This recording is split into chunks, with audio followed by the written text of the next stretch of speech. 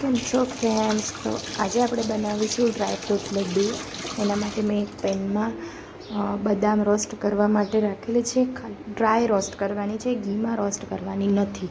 અને આવી જ રીતે તમે બધા જ નટ્સ, કાજુ, બદામ, પિસ્તા, અખરોટ જે અવેલેબલ હોય તમે નાખી શકો છો. એ બધાને આવી રીતે રોસ્ટ કરી લેવાના છે.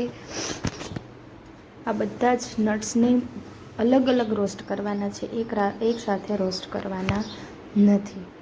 તો બધા જ નટ્સને રોસ્ટ કરી અને તમે અલગ અલગ રાખી શકો છો.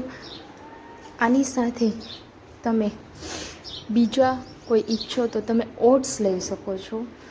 મેં અહીંયા મખાણા લીધા છે. મખાણા સાથે પણ તમે ઓટ્સ લઈ શકો છો. અને મખાણા ક્રિસ્પ થાય ત્યાં સુધી એને રોસ્ટ કરવાના છે.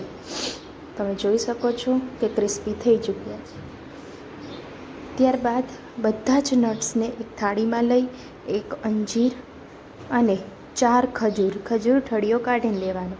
આ બધું જ એકસાથે તમારે મિક્સરમાં પીસી લેવાનું છે. તમે જોઈ શકો છો આ રીતનો તૈયાર થશે. અને તમે કોઈ પણ અહીંયા શેપ દઈ શકો છો. રેડી છે તમારા ડ્રાયફ્રૂટ લડ્ડુ. Bye bye.